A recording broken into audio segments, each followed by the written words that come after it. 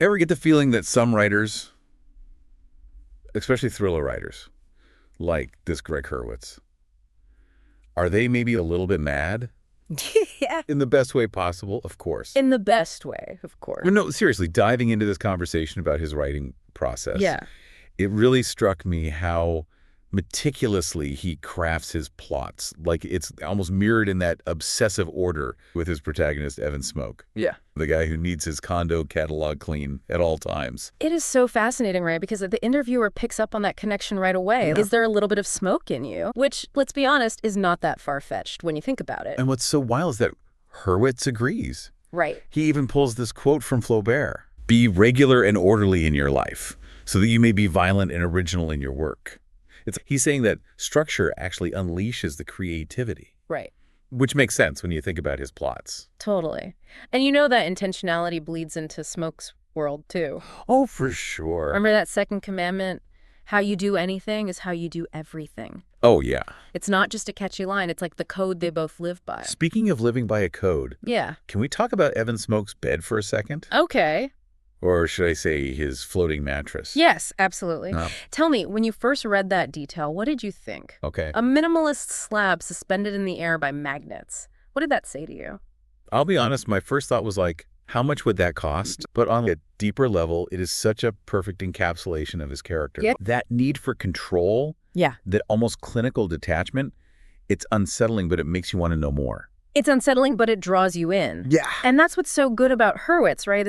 He uses these seemingly insignificant details, these Yeah. tiny cracks in Smoke's very controlled facade, Right. to hint at that chaos that's bubbling underneath. It's masterful. It's so good. And it makes me wonder, like, how does he actually wrangle all those details, all that complexity into a coherent story? That's where the fun begins. He actually compares his writing process to navigating a rock climbing wall, Okay. which I found incredibly insightful. So clinging to that rock climbing wall metaphor, how does he actually map out these intricate stories? Does he plot everything out in advance, or is it more like a free climb? It's funny you should say that because it's a blend of both. Okay. He talks about using a rolling outline, which I love as a concept because it's like this loose structure, right? Yeah. You start with this jumble of ideas, character sketches, even like snippets of dialogue. It's like my desk after a late night brainstorming session. Exactly. But here's the key. He lets that outline swell and shrink as the story evolves. Okay. So you know those initial ideas, those might just be starting points. Those handholds that lead him in new directions as he figures out what works. Okay. Hold on. I'm picturing my own, like, messy notes here. Yeah. So how does he decide what to shrink? Is it just ruthless editing? Or is it more like listening for which of those plot threads have the most energy? He's definitely not afraid to make tough choices. But it sounds more like paying attention to the characters and letting them drive the story rather than forcing them down a predetermined path. Interesting. Which is interesting because it ties into this bigger idea that they bring up about how we all construct narratives in our own lives. Ooh, here we go. Getting philosophical. They talk about this Daniel Dennett quote. Okay. We are all virtuoso novelists. The chief fictional character at the center of that autobiography is one's self.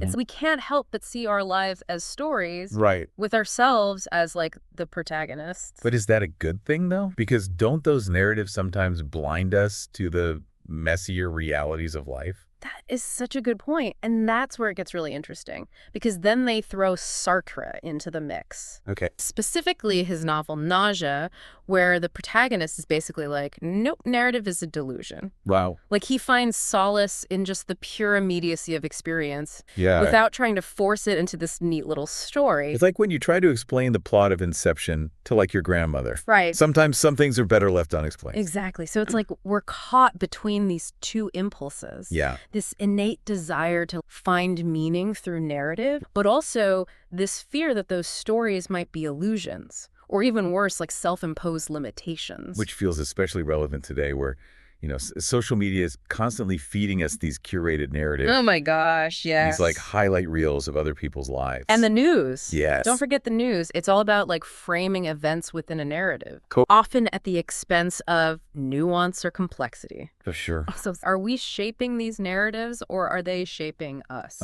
Something to ponder. Yeah. But going back to Hurwitz, how does he navigate those potentially murky waters of storytelling. Yeah. Especially when it comes to the thorny issue of morality.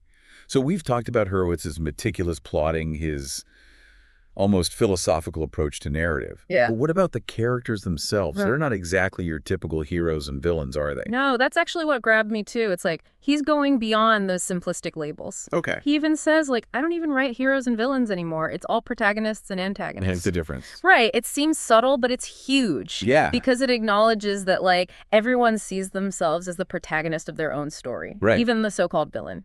So instead of these clear-cut good guys and bad guys, Yeah. you get these morally complex characters with these conflicting motivations. Right. And suddenly you're finding yourself sympathizing with someone you thought you were supposed to hate. Totally. It's like he's forcing us to confront those gray areas we usually try to avoid, those uncomfortable truths about ourselves and the world around us. Yes, exactly. And to pull that off, you have to have a really deep understanding of human nature, Right. the why behind people's actions. And he talks about that. Okay. He goes through this process of relentless self-scrutiny, Wow. almost like he's dissecting his own motivations and anxieties to create these believable characters. Now, that's commitment to the craft. Right. But I can also see how that could be both enlightening and terrifying. Especially when it comes to receiving feedback on your work, which, Oh, God. let's be honest, The worst. brutal. Brutal. He even admits that getting unhelpful studio notes on a screenplay, Oh, yeah. it's like a rite of passage in Hollywood. Oh, tell me about it. But instead of just dismissing those notes as clueless, he actually tries to understand the editorial anxiety behind them. It's brilliant. Which honestly is, Yeah. because often there's a valid concern buried in there somewhere, even if it's not expressed in the most articulate way. 100%. It's like he's saying, if you can learn to listen for that unspoken thing, to empathize with someone else's perspective, even when you disagree with it, Yeah. that's a superpower, Totally. both in writing and in life. In life, yes. And it takes us back to this idea of the seductive power of stories. Yeah. For good or for evil. Like the interviewer uses this funny example. Okay. After watching those over-the-top car chases in Fast and Furious, Right. how many of us actually try to recreate them in real life? Okay. Bad example. I'm guilty as charged. But it highlights how easily we can be influenced by narratives even when we know they're fictional. Right. It makes you think about the responsibility of storytellers to be aware of their impact on the audience. Because there's a fine line between a compelling story and straight up propaganda. Right? Oh, yeah, for sure. Hurwitz even mentions Ayn Rand as an example of an author with a very specific worldview baked into her writing. It's like, how much are we being persuaded by the story itself? Yep. And how much are we just absorbing someone else's agenda? 100%. It's a very slippery slope. It is. And it makes you realize that being a critical consumer of stories Yes. is more important now than ever. Especially in this age of misinformation and filter bubbles. Yes! Oh my gosh, 100%. But enough about the dark side of storytelling. Right. Let's talk about the magic that happens when it's done right. Okay. Hurwitz shares this amazing anecdote about being on set of his first movie. Oh, yeah, with Naomi Watts. Yes. Yeah. And he had written this incredibly nuanced speech for her character, Okay. labored over every word. And then when it came time to film it, Yeah. Watts conveyed everything the scene needed through her performance alone. Wow. Not a single word from that speech made it into the final cut. That's both humbling and inspiring at the same time. Right. It's like he realized that sometimes the most powerful moments are the ones left unsaid, the ones where the audience is invited to fill in the blanks with their own interpretations. So it's about understanding the unique strengths of each medium, 100%. whether it's a novel, a screenplay, or even like a comic book panel. Yes.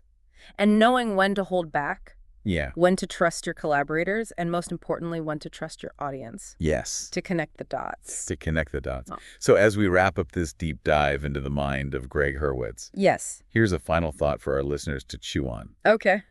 Think about the most emotionally resonant moments in your own favorite stories. Okay. The ones that gave you chills, made you laugh, or maybe even broke your heart. Oh, yeah. Were those moments spelled out for you?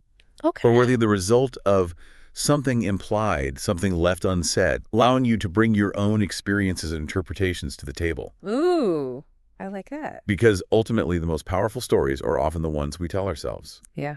in those quiet spaces between the lines.